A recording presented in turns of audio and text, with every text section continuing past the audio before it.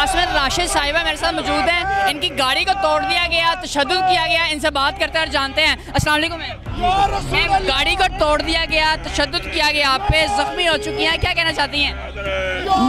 मेरा जोश अभी भी वैसा ही है और इंशाल्लाह हम सारे पूरी जुर्रत के साथ निकलेंगे। ये जो मर्ज़ी कर ले, ये इम्पोर्टेड हुकूमत, ये सारे चोर उचक्के हमें जितना मर्ज़ी तंग कर लें, हम इस मुल्क को बचाने निकले हैं। हम माएँ हैं, हम बहनें हैं, रोक के देखें हमें। ये सुबह से इन्होंने टेयर गैस फेंक के हशर किया हुआ था। मैंने बता दिया है कि कैसे निकलना है, अब बाकी निकल आएंगे इंशाल्लाह ऐसे ही। हुकूमत बौखलाहट का शिकार हो चुकी है इस वक्त। पूरा पंजाब, क्या पूरा पाकिस्तान जो है वो बंद कर दिया गया कंटेनर लगा के। क्या समझती हैं आप कि हुकूमत ये जितने होचे हथकंडे यूज़ कर रही है, क्या कहेंगी?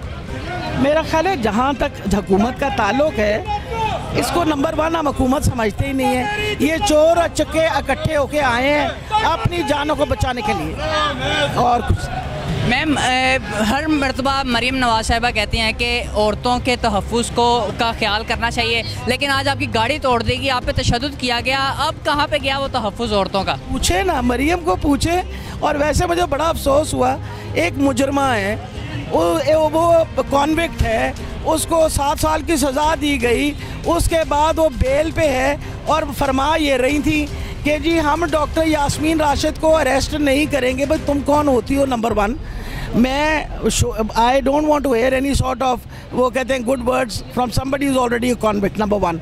नंबर 2, आप मुझे ये बताएं कि उनको भी पता होना चाहिए कि अगर उन्होंने प्रॉब्लम क्रिएट किया तो हम क्या करेंगे। ये आपने देख लिया। हम एक पुरअमन मार्च के लिए निकले हैं। अगर पुरअमन मार्च के लिए अगर निकल के भी अगर आखिर में कोई पैगाम देना चाहती हैं तो दे सकती हैं।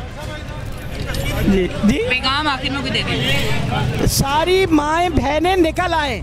अगर मैं 72 साल की उम्र में निकल के बाहर आ गई हूँ और हम इस मुल्क को बचाने लगे, आप निकलेंगे तो ये जाएंगे यहाँ से।